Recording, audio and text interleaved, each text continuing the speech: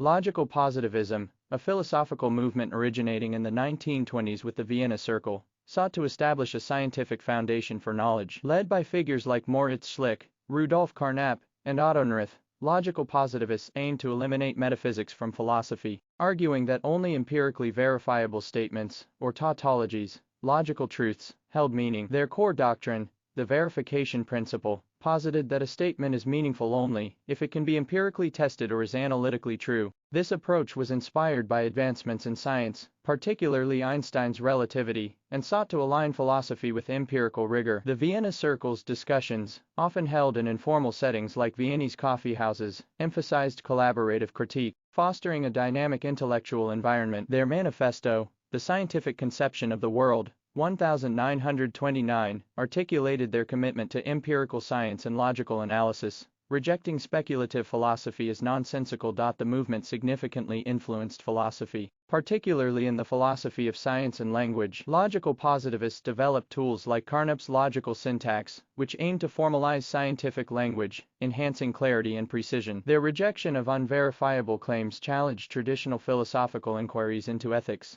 aesthetics, and religion, prompting debates about meaning and knowledge. However, the verification principle faced criticism for being self-defeating.